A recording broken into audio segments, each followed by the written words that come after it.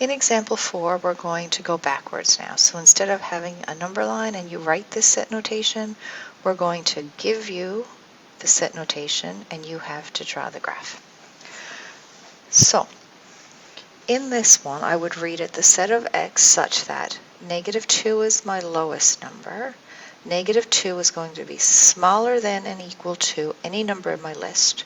Any number in my list will be smaller than and equal to the 3.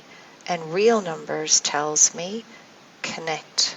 The data is going to be continuous.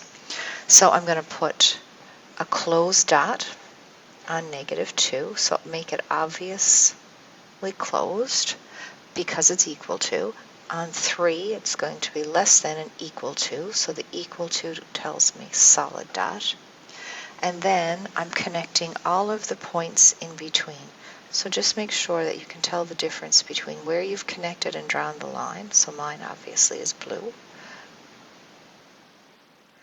And what your endpoints are doing. Obviously closed and included, closed and included. All right, let's have a look at part B. It's still real data, so I am connecting because my data is continuous. -1 is going to be my lower bound, and because it's equal to, I know solid dot.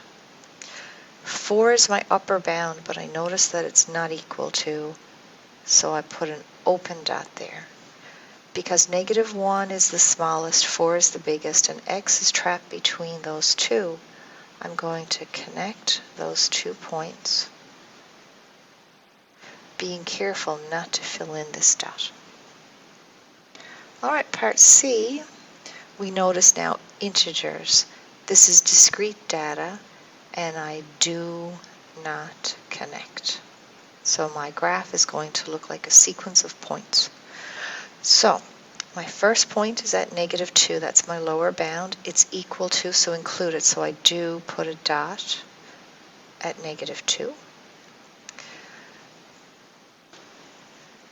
I have to go as high as 3, and 3 has an equal sign, so it's included. I do not connect, it's all the integers in between. So I put a series of dots here on each of the points in between.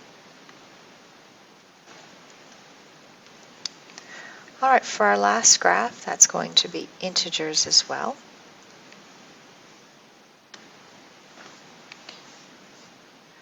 We're going to have our number line there.